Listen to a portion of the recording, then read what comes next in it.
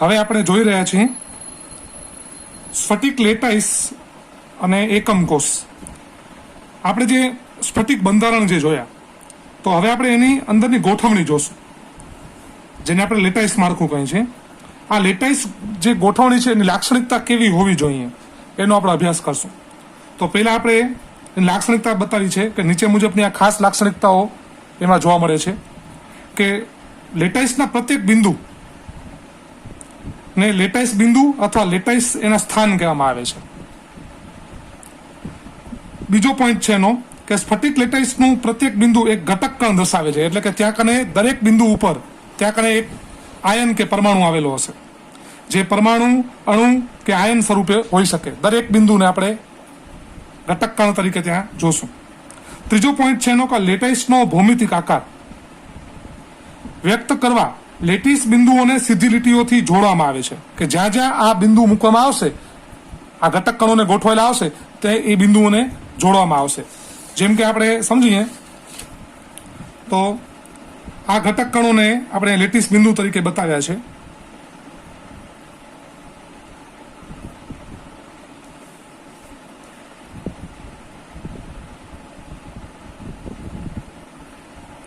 હવે હાલ જેમ કે લેટેસ્ટ બિંદુને આપણે જોડીએ છીએ,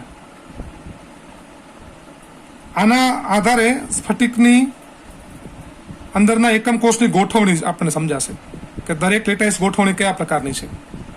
કેટલાક સમઘન પ્રકારના હોય છે, કેટલાક રોમ્બિક ટાઈપના હોય છે, કેટલાક મોનોક્લિનિક ટાઈપના હોય છે, એના વચ્ચેનો ખૂણામાં ફરક હોય છે. આ રીતે બધાની લેટાઈસ ગોઠવણી અલગ અલગ હશે અને એના કારણે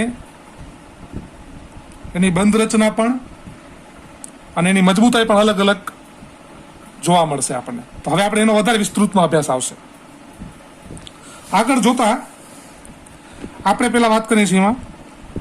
હવે અહીં જે આપણે વાત કરી આ જે સ્ફટિકના લેટાઈસ બિંદુની, ત્યાં આપણે આયનો ધારેલા છે કે સમજી લો અહીં Cl- કેવા જે આયનો છે એ આ બિંદુ ઉપર આવેલા છે અને તેને આપણે ગોઠવણીમાં જેમ કે તમે એમાં જોઈ શકો છો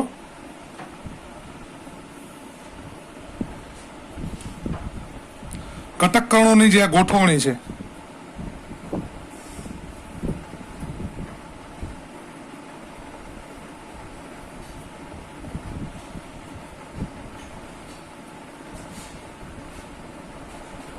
આ ઘટક પરમાણુ છે અને જે કેન્દ્રો છે આ કેન્દ્રોને આપણે જોડીએ છીએ તો તમને અહીંયા એકમ કોષ બનતો દેખાય છે. આ બધા કેન્દ્રોને આપણે અહીંયા કને એના લેટાઈસ બિંદુ કીધા છે અને તેના આધારે એની આ સ્ફટિક કેટલો મજબૂત છે એ સમજી શકાય. હવે પછીનો પ્રશ્ન છે મોટી અને અવકાશ લેટાઈસ વિશે માહિતી આપો, અથવા આપણે જે બતાવ્યું છે કે મોટિફ દ્વિપરિમાણીય લેટાઈસ અને કાલ્પનિક દ્વિપરિમાણીય સ્ફટિક વિશે સમજાવો. તો જ્યારે ભોંયતળિયા પર ટાઇલ્સ લગાવવામાં આવે છે ત્યારે એક વ્યવસ્થિત માળખું બને છે, ત્યારે એક પુનરાવર્તિત ભાત એના અંદર રચાતી જાય છે. ભોંયતળિયા પર ટાઇલ્સ લગાડ્યા પછી જો બધી જ ટાઇલ્સ પર આપણે કોઈક જગ્યાએ નિશાની કરીએ, જેમ કે ટાઇલ્સની મધ્યમાં, અને ટાઇલ્સની અવગણીને માત્ર નિશાની કરેલા સ્થાનોને જ જોઈએ તો આપણને બિંદુઓનો એક સમૂહ મળે છે. ખાલી આપણે જો બિંદુ જોઈએ તો આ બિંદુઓનો સમૂહ એક ઢાંચો છે જેની પર ટાઇલ્સ લગાડીને એક ભાત વિકસિત કરવામાં આવી છે. આ ઢાંચો એ અવકાશ લેટાઈસ છે. આવી જ ગોઠવણી આ પદાર્થોના અંદર પરમાણુઓમાં જોવા મળે છે. અવકાશ લેટાઈસ પર બંધારણીય એકમોને તેમના બિંદુઓના સેટ ઉપર મૂકી, જેમ હમણાં મેં તમને આગળની આકૃતિમાં દેખાડ્યું હતું કે દરેક પરમાણુ ઉપર એક પરમાણુ એમ ગોઠવાયેલો હોય અને એના બિંદુને જોડીએ તો દ્વિપરિમાણીય ભાત વિકસે છે. જે આપણે આગળની આકૃતિ જોઈ હતી દ્વિપરિમાણીય પ્રકારની આકૃતિ હતી. આ બંધારણીય એકમને પાયો એ અથવા મોટિફ એ કહેવામાં આવે છે.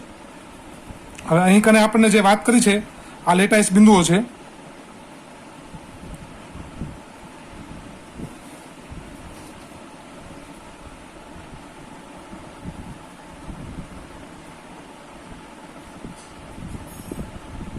આ માત્ર લેટેસ્ટ બિંદુ તરીકે હું આપણે જો વિચારીએ તો એના પ્રમાણે રચના છે. પણ જો આ ઘટક પરમાણુ હોય તો આ દ્વિપરમાણુ રચના થઈ. આ દ્વિપરમાણુ ગોઠવણી છે, જેમાં એક પરમાણુ ઉપર બીજો પરમાણુ એ રીતે ગોઠવાયેલો છે. તો આ દ્વિપરમાણુ ગોઠવણી થઈ, જે આપણે ટાઇલ્સમાં જે આપણે વાત કરી હતી આ રીતે છે. જ્યારે ત્રિપરમાણુ ગોઠવણી આ પ્રકારે જે આપણે આગળની આકૃતિમાં જોઈ હતી, જેના કારણે આપણે એક્સ અક્ષ વાય અક્ષ ઝેડ અક્ષ, એના કારણે આપણે પાછળનો જે ભાગ છે એ આપણે અહીં જોઈ નથી શકતા. આપણે 2 ડાયમેન્શનલ આકૃતિ છે, એના કારણે આ સમઘન આપણને સ્પષ્ટ દેખાતો નથી. તો અવકાશ લેટાઈસ અથવા સ્ફટિક લેટાઈસ દ્વિપરમાણુની આ રચના જોઈ. હવે આપણે ટૂંકનો જ જોઈએ છીએ એકમ કોષ. એકમ કોષની વ્યાખ્યા આપી એની લાક્ષણિકતા સમજાવો કે કેને એકમ કોષ કહેવાય. તો સ્ફટિકને સંપૂર્ણપણે વ્યાખ્યાયિત કરવા આપણને સ્ફટિકના અવકાશ લેટાઈસના માત્ર નાનકડા ભાગની જ જરૂર પડે છે. એટલે કે આપણે કોઈ ઘન પદાર્થ લઈએ તો એના બહુ સૂક્ષ્મમાં સૂક્ષ્મ નાના ભાગનો આપણે અભ્યાસ કરવાનો હોય છે, જે એનો એક એકમ કોષ કહેવાય. જેમ કે દિવાલની રચનામાં સૌથી નાનો ભાગ આપણે જેમ ઈંટ ગણીએ છીએ, એવી રીતે અહીં જે પણ ઘન પદાર્થ લેશું એનો નાનો એક ભાગ અહીં એકમ કોષ બનાવશે અને ત્યાં કને આ પરમાણુ ગોઠવાયેલા હશે અને એ વ્યવસ્થિત ગોઠવણીના કારણે એનો સ્ફટિક મજબૂત બનશે. દ્વિપરમાણુમાં બાજુની લંબાઈ a અને b તથા બાજુઓ વચ્ચેનો ખૂણો ગેમા ધરાવતા સમાંતર બાજુ ચતુષ્કોણને એકમ કોષ તરીકે અહીંયા પસંદ કરવામાં આવે છે. આ વાત છે દ્વિપરિમાણની. તો તમે જો અહીંયા દ્વિપરિમાણ એકમ કોષની આકૃતિ દર્શાવેલ છે. આપણને અહીં આપણને દ્વિપરિમાણમાં શક્ય એકમ કોષો નીચેની આકૃતિમાં દર્શાવેલ છે, જેમાં દ્વિપરિમાણમાં આપણને જુદા જુદા પ્રકારની રચનાઓ બતાવી છે કે કયા કયા પ્રકારની ગોઠવણી સ્ફટિકમાં હોઈ શકે લેટાઈસમાં. તો અહીં લંબાઈ પહોળાઈ સરખી છે એટલે આપણે એ બતાવી છે ધાર, અને એનો ખૂણો, આ ત્રણેય વસ્તુ એને અસર કરે છે. લંબાઈ અને પહોળાઈ અલગ અલગ છે તો એ એકમ કોષની સ્ફટિક ગોઠવણી અલગ બનશે અને ખૂણો પણ પાછો 90 ડિગ્રીનો, એટલે આના કરતાં આની ગોઠવણી આખી અલગ હશે. આના કરતાં આ ગોઠવણી પણ જુદી હશે કે જેમાં જે ધારની લંબાઈ છે જે બતાવી છે લંબાઈ પહોળાઈ સરખી છે પણ ખૂણો 90 છે. જે અહીં ખૂણો 90 હતો પણ લંબાઈ અને પહોળાઈ અલગ અલગ હતી. અહીં લંબાઈ અને પહોળાઈ એક સરખી છે. એવી રીતે અહીં લંબાઈ અને પહોળાઈ સરખી છે આના જેમ, પણ અહીં ખૂણો 60નો છે. તો તમે વિચારો કે આવી કેટલી બધી રચનાઓ બની શકે. એવી રીતે અહીંયા બીજી ગોઠવણી બતાવી છે, આ પ્રકારની ગોઠવણી બતાવી છે, જેમાં આ જે ગેમા છે આપણને જે વાત કરી અહીંયા કારણે આ ખૂણો બતાવે છે. આ ખૂણો જેટલો તમે બદલતા જાઓ એ પ્રકારની અહીં ગોઠવણીઓ મળતી જાય અને એના પ્રમાણે દરેક પદાર્થો ઘન પદાર્થોના ઘણા બધા સ્વરૂપો જોવા મળે, જે ઘણા કઠિન હોય, ઘણા બરડ બની જાય, ઘણા નરમ પડે, ઘણા મૃદુ પડતા જાય. આ બધી રચના આ પ્રકારની ગોઠવણી ઉપર આધારિત છે. આ દ્વિપરિમાણમાં શક્ય એકમ કોષો બતાવ્યા છે. હવે આપણે જોઈએ આગળ કે ત્રિપરિમાણની રચના. તો ત્રિપરિમાણની સ્ફટિકની રચનામાં એકમ કોષની લાક્ષણિકતા બતાવી છે. હવે એમાં આપણને એક્સ અક્ષ વાય અક્ષ ને ઝેડ અક્ષ ત્રણેય અક્ષની દિશામાં આપણને વિચાર કરવાનો છે. તો અહીં તમે જોઈ શકો છો કે જેમાં આ લાક્ષણિકતામાં 3 ધાર દેખાય છે આપણને અહીં કને. હવે જે આ લંબાઈ, પહોળાઈ અને ઊંચાઈ આ 3 વસ્તુ બતાવી છે, જેમાં a, b અને c આ 3 ધાર છે. આ 3 વચ્ચેના ખૂણા છે, આલ્ફા ખૂણો, બીટા ખૂણો અને ગેમા ખૂણો. તો તેના પરિમાણો, તેની 3 ધારો. હવે આપણે એના મુદ્દો જોઈએ છીએ કે અહીં 3 ધારો a, b અને c છે. તમે જોઈ શકો છો આ 3 ધાર છે. આ 3 ધાર બને છે, લંબાઈ, પહોળાઈ અને ઊંચાઈ. આ ધારો પરસ્પર લંબ હોઈ પણ શકે અથવા ન પણ હોઈ શકે. તમે જોશો જેમ કે આ લંબ છે એમ સંપૂર્ણ રીતે લંબ ન પણ હોઈ શકે. ધારો વચ્ચેના ખૂણા, જેને આપણે આલ્ફા ખૂણો કીધો છે, આ જે કેના વચ્ચે રચાય છે? બી અને સી ધારની વચ્ચે અહીં રચાણો છે. એવી રીતે બીટા ખૂણો જે સી ધાર અને એ ધારની વચ્ચે રચાણો છે. એવી રીતે ગેમા ખૂણો જે એ અને બી ધારની વચ્ચે છે. આમ ટોટલ તમે જોવા જાઓ તો 6 પ્રાચલો. કયા 6 પ્રાચલો? એ ધાર, બી ધાર, સી ધાર, 3 ધારો, લંબાઈ, પહોળાઈ, ઊંચાઈ અને 3 ખૂણા, આલ્ફા ખૂણો, બીટા ખૂણો અને ગેમા. તો આ રીતે આપણે કુલ 6 અહીં કને પ્રાચલો જોવા મળ્યા. આ 6 પ્રાચલો એકમ કોષ ઉપર અસર કરે છે અને ઘણા બધા પ્રકારના જુદા જુદા સ્ફટિકો સમજવામાં આપણે મદદરૂપ થાય છે. આ એકમ કોષની લાક્ષણિકતાઓ છે જે આકૃતિમાં દર્શાવેલ છે. એકમ કોષના પ્રકાર સમજાવો. હવેના પ્રશ્ન છે આપણો, જેમાં એકમ કોષને વિસ્તૃત રીતે બે પ્રકારોમાં વિભાજિત કરી શકાય. એક છે આદિમ પ્રકારના, જેને પ્રિમેટિવ પ્રકારના એકમ કોષ કીધા છે, અને બીજું છે કેન્દ્રિત એકમ કોષ, જેને સેન્ટર્ડ પ્રકારના એકમ કોષ કીધા છે. હવે આના વચ્ચેનો આપણે તફાવત જોઈએ કે આદિમ અને કેન્દ્રિત આ બે વચ્ચે શું ફરક રહેલો છે. આદિમ એકમ કોષો સાદા હશે, કેન્દ્રિત એકમ કોષોના કેન્દ્રમાં પણ પરમાણુ વચ્ચે ગોઠવાયેલા છે. હવે કઈ રીતે તો એ આપણે જોઈએ. હવે આદિમ એકમ કોષ, તો આ એકમ કોષ તમે હમણાં જ જોયો, આ એ પ્રકારનો છે જેને આપણે સાદો એકમ કોષ એમ કહીએ.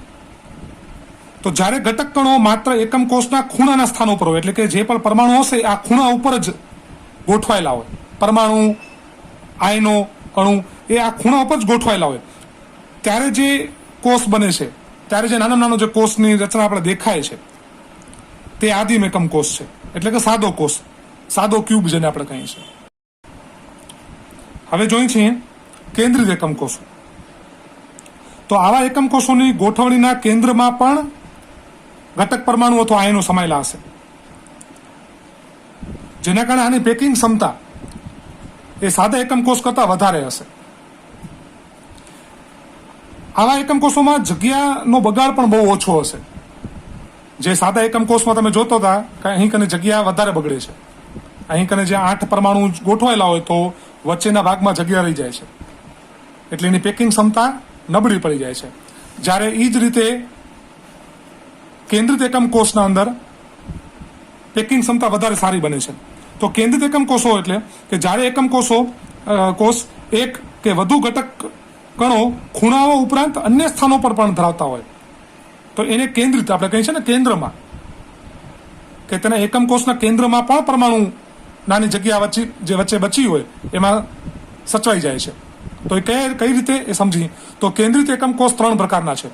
એમાં પેલું છે અંતઃકેન્દ્રિત એકમ કોષો.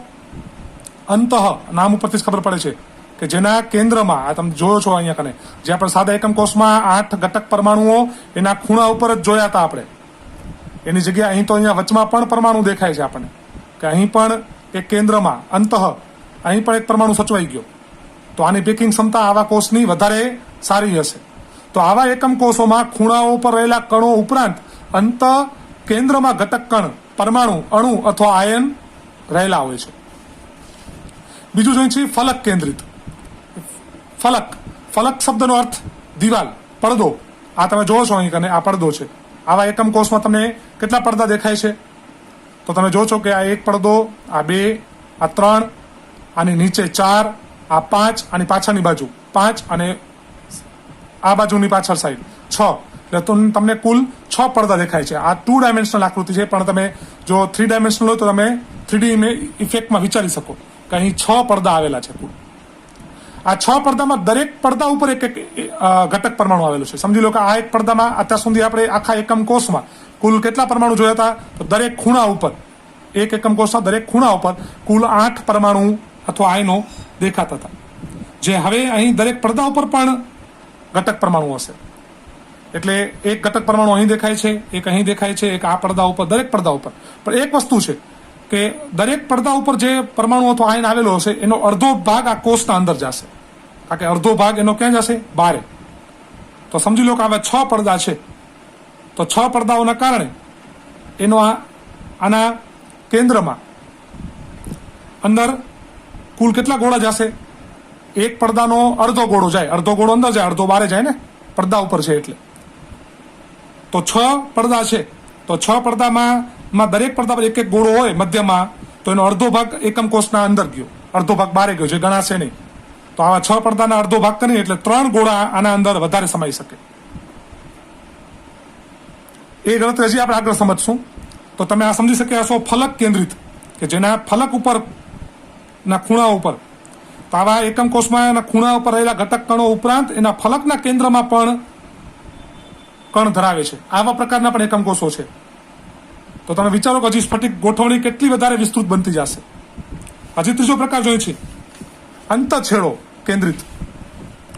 અંતઃછેડો, હવે અહીં કને જે પરમાણુ બતાવે છે, તો આવા એકમ કોષમાં ઘટક કણો ખૂણાઓ પર ઉપરાંત એક ઘટક કણ એકબીજાથી વિરુદ્ધ એવા બે સામસામેના ફલક ના જે કેન્દ્રો છે એના પર હાજર હોય છે.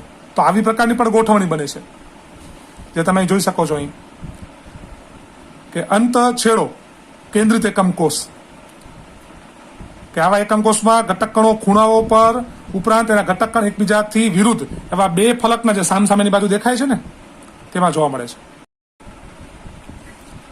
આમ સ્ફટિક રચનાના કુલ અહીં આપણે જે બે મુખ્ય પ્રકાર જોયા, એક એસસીપી રચના અને એક હતી કેન્દ્રિત રચના. હવે જે એસસીપી રચના, જેને આપણે સાદી ઘન સંકુલિત રચના વાત કરી છે, અને જે કેન્દ્રિત રચના હતી એમાં આપણે જે 3 પ્રકાર જોયા હતા. કેન્દ્રિત આપણે કહીએ છીએ બોડી સેન્ટર. હવે બોડી સેન્ટરમાં એક આપણે જોઈએ છીએ અંતઃ કેન્દ્રિત પ્રકારની ક્લોઝ પેક રચના, અને એનાથી વધુ જટિલ એ છે અતિ ક્લોઝ પેક રચના. અતિ ક્લોઝ પેક રચના એ આના અંદર જ આવી જાય છે. તો અતિ ક્લોઝ પેક રચનાના પાછા 2 પ્રકાર છે, એચસીપી પ્રકાર અને એફસીસી પ્રકાર. એચસીપી એટલે હેક્ઝાગોનલ પ્રકાર, જેમાં ષટકોણીય, કે એક ગોળાની આજુબાજુ 6 ગોળા એક જ સ્તરમાં, જેમાં 3 ઉપરના સ્તરે, 3 નીચેના સ્તરે અને પોતાના સ્તરમાં 6. એ આજે આપણે આગળ ભણશું, જેમાં કુલ 12 ગોળાનો સમાવેશ થઈ જાય છે. પણ એમાં ગણવા પાત્ર કેટલા હોય છે એ આપણે જોશું આગળ. એવી રીતે એફસીસી રચના, જેમાં ગોઠવણી આવે છે ફલક કેન્દ્રિત, જે આપણે જોઈ હતી. તો આ રીતે સ્ફટિક રચનાની આખી માહિતી છે, કે જેના મુખ્ય 2 પ્રકાર હતા, એસસીપી અને બીસીસી, અને એક વધુ પ્રકાર છે એમાં અતિ ક્લોઝ, જે આના અંદર જ આવી જાય છે, જેના વધુ 2 પ્રકાર છે, એચસીપી અને એફસીસી. ત્યાર પછીનો આપણો પ્રશ્ન છે કે 7 સ્ફટિક પદ્ધતિઓના વિશે માહિતી. જે અહીં તમને 7 જે સ્ફટિકોની જે અલગ અલગ ગોઠવણી બતાવી છે, કે મોટાભાગે જે પણ સ્ફટિક પદાર્થો જે હશે એ આ પ્રકારમાંની કોઈ એક ગોઠવણી ધરાવતા હશે. અને આ પ્રશ્ન બોર્ડ માટે, જેડબલ્યુ અને નીટ માટે બહુ ઇમ્પોર્ટન્ટ રહ્યો છે. સ્ફટિકોના અભ્યાસ પરથી એવું કહી શકાય કે કોઈ પણ સ્ફટિકનો આકાર એ 7 નિયમિત આકારોમાંથી એક હોઈ શકે. એટલે કે આ 7 માંથી કોઈ એક આકારનું પાલન કરતું હશે, કોઈ પણ સ્ફટિક લેશું. અને આમ નિયમિત આકારોને 7 સ્ફટિક પદ્ધતિ આપણે કહીએ છીએ. આપેલો જે સ્ફટિક કઈ પદ્ધતિમાં આવશે, ફલકો વચ્ચેના ખૂણા માપી ને તેને કેટલા જરૂર પડશે તે પરથી તેનો આકાર નક્કી થાય છે, અને આ 7 સ્ફટિક પદ્ધતિ દર્શાવેલ છે. જેમ કે તમે અહીં જોઈ શકો કે સમઘનીય જે એક આકાર બતાવ્યો છે, કે સમાન ઘન, એટલે કે એમાં લંબાઈ, જે આપણે જે 6 પેરામીટર જોયા હતા, લંબાઈ, પહોળાઈ, ઊંચાઈ અને 3 ખૂણા, જે 6 પેરામીટર આગળના મુદ્દામાં જોયા હતા, એ 6 પેરામીટરની વાત કરી છે, કે જેમાં લંબાઈ એ સમાન, પહોળાઈ અને ઊંચાઈ આ 3 સમાન છે. એ, બી અને સી બધા ઇક્વલ, સરખું છે. અને એના ખૂણા પણ આલ્ફા ખૂણો, બીટા ખૂણો અને ગેમા ખૂણો, આ 3 ખૂણા પણ એમાં એક સમાન જ છે. તો આ પ્રકારનું જે ઘન રચાશે એ સમઘનીય હશે. તો ઘણા સ્ફટિક એવું હશે કે તેમાં લંબાઈ અને પહોળાઈ આ અલગ અલગ છે, અને ઊંચાઈ પણ અલગ પડે છે. તો આ પ્રકારનું જે ઘન હશે, જેમાં એ ધાર, બી ધાર અને સી ધાર 3 અલગ અલગ છે, પણ ખૂણા બધામાં સરખા છે 90 ડિગ્રીના. તો આવો જે ઘન હશે એ ચતુષ્કોણીય આકાર રચશે. તે જ રીતે તમે જોઈ શકો છો અહીંયા લંબાઈ, પહોળાઈ અને જે ઊંચાઈ આની વાત કરી છે, જેમાં 3 ખૂણા સરખા છે પણ ધારોના અંદર ફરક છે. તો આવો આકાર જે છે ઓર્થોરોમ્બિક પ્રકારનો ઘન પદાર્થ હશે. એ જ રીતે અહીં તમે જો છો લંબાઈ, પહોળાઈ અને ઊંચાઈ, તેમાં જે અહીંયા કને બીટા જે ઉપર બતાવ્યું છે આપણને, એ અહીં જે ખૂણો બતાવ્યો છે આલ્ફા બીટા, એ 90 ડિગ્રીનો છે, પણ આ ખૂણો 90 ડિગ્રીનો બનતો નથી એમ કહે છે. તો આવો જે ઘન પદાર્થ છે મોનોક્લિનિક પ્રકારનો છે. એવી રીતે તમે અહીં જોઈ શકો છો કે આ પ્રકારનો ઘન પદાર્થ ગેમા, જેમાં 120 ડિગ્રીનો ઉપર ખૂણો બને છે, અને જ્યારે એ ધાર અને જે ઉપરને જે આપણે જે સી ધાર બતાવી છે, આ સી ધાર છે અને આ એ ધાર છે, એના વચ્ચેનો ખૂણો 90 ડિગ્રીનો. એવી રીતે આ જે 2 જે ધાર બતાવી છે એના વચ્ચેનો જે ગેમા ખૂણો જે છે, જેને આપણે કહીએ છીએ એ, અને આ જે કઈ ધાર છે, તો આ સમજી લો કે આપણે આને એ ધાર કહેતા હતા, અને આ જે ધાર છે એ બી ધાર છે, આ ઊભી ધાર છે સી છે. તો એ અને બી વચ્ચેનો જે ખૂણો છે, એટલે કે આમાં આ સાઈડનો ખૂણો, એની વાત કરી છે. તો આ જે ખૂણો છે આખો એ બતાવે છે અહીંયા કને 120 ડિગ્રી. તો તો આ જે સ્ફટિક છે આ પ્રકારનો એ ષટકોણીય પ્રકારનો હશે. એવી રીતે અહીં તમે જોવો છો કે અહીં કને જે તારોની જે લંબાઈ છે પણ એ તો સમાન છે A, B ને C, પણ જે ખૂણા છે અહીં કને આલ્ફા જે બધા એક સમાન ખૂણા બતાવ્યા છે, તો આવો આકાર છે રોમ્બોહેડ્રલ. એવી રીતે જ અહીં જે આકાર રચે છે કે જેમાં લંબાઈ, પહોળાઈ, ઊંચાઈ એ અલગ અલગ દેખાય જ છે, પરંતુ એના જે ખૂણા છે આલ્ફા, બીટા અને ગેમા એ પણ અલગ અલગ ખૂણા રચે છે. તો આ જે બતાવે છે ટ્રાયક્લિનિક પ્રકારનો. તો હવે આના આધારિત પ્રશ્ન કેવો પૂછાય છે તો એ આપણે જોઈએ.